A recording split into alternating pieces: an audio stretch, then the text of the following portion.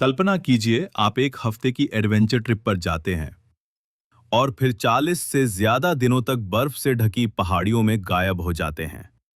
ना खाना, ना आग, ना कोई रास्ता और ना कोई उम्मीद कि कभी कोई आपको ढूंढ पाएगा। ये कहानी है जेम्स स्कॉट की, एक ऑस्ट्रेलियाई मेडिकल स्टूडेंट की जिसकी हिमालय की यात्रा एक डरावनी जिंदा रहने की लड़ाई में बदल गई। ये कहानी संवेदनशील दर्शकों के लिए नहीं है, कृपया विवेक से सुने। साल था 1991। जेम्स स्कॉट 22 साल के थे, फिट, स्मार्ट और मेहनती। उन्होंने कराटे में ब्लैक बेल्ट ली थी, नेशनल चैंपियनशिप में हिस्सा लिया और डॉक्टर बनने वाले थे। उन्होंने तय किया कि मेडिकल डिग्री के एक हिस्से के लिए वो नेपाल के एक अस्पताल में कुछ समय बिताएंगे। सब कुछ सही चल रहा था।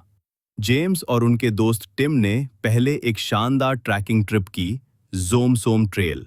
मौसम साफ था, ट्रैक आसान लगा और यहीं उन्होंने सबसे बड़ी गलती कर दी, ओवर कॉन्फिडेंस। उन्हें लगा कि अगली ट्रैक भी उतनी ही आसान होगी। इस बार वो निकले गोसाई कुंड ट्रेल पर, जो कहीं ज्यादा खतरनाक और सुनसान रास्ता था। लेकिन जोश में चूर जेम्स और एक नए साथी मार्क ने ट्रैक शुरू कर दिया। ट्रैक के बीच में टिम घायल हो गए और लौट गए, लेकिन जेम्स और मार्क आगे बढ़ते रहे। फिर एक सुबह बर्फबारी शुरू हुई, तेज, लगातार और जानलेवा। मार्क और जेम्स बिछड़ गए। जेम्स ने पीछे लौटने का फैसला किया, लेकिन अब बहुत देर हो चुकी थी। अगले कुछ दिन जेम्स के लिए नरक से कम नहीं थे। ना नक्शा, ना खाना, ना आग, सिर्फ बर्फ और अकेलापन। वो घंटों चलते रहे और फिर पहुंचे एक झरने के किनारे। नीचे उतरना नामुमकिन था और ऊपर चढ़ना बहुत खतरनाक। लेकिन जेम्स ने ठान लिया। कपकपाती ठंड में नंगे हाथों से वो चढ़ाई करने लगे, एक एक चट्टान पर पकड़ बनाकर।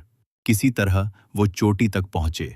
वहां एक चट्टानी शरण मिली, जो अगले 43 दिन उनका घर बन गई। वो बर्फ खाकर जिंदा रहे। खाने का एक टुकड़ा नहीं था।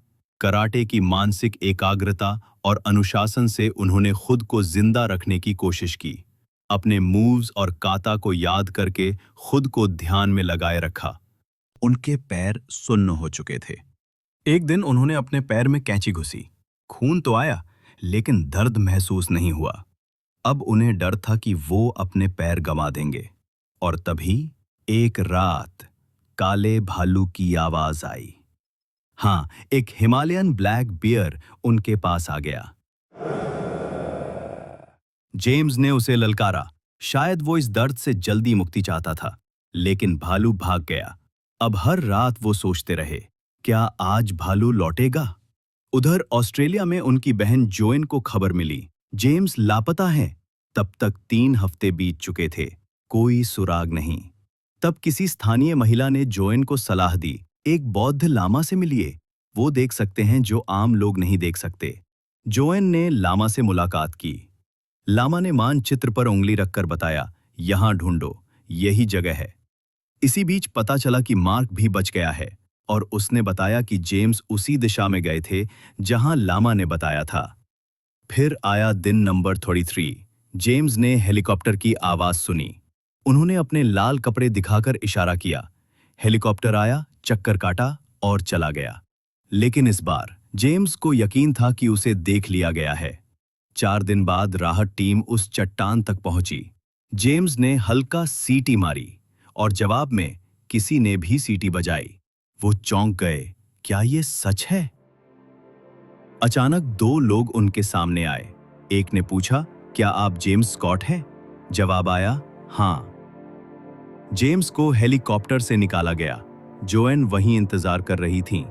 वो इतने कमजोर हो चुके थे कि उन्हें पहचानना मुश्किल था, लेकिन एक बात साफ थी, कोई भी इंसान उस जगह पर 10 दिन भी नहीं जिंदा रह सकता था। और जेम्स 43 दिन जिंदा रहे। और सबसे रहस्यमयी बात, वो जगह ठीक वही थी जो लामा ने बताई थी। अगर आपको ये कहानी दिलचस्प लगी हो तो चैनल को सब्सक्राइब करें, लाइक करें और जरूर बताएं कि ऐसी और कौन सी कहानियां आप सुनना चाहते हैं। हम फिर मिलेंगे एक और अनसुनी कहानी के साथ।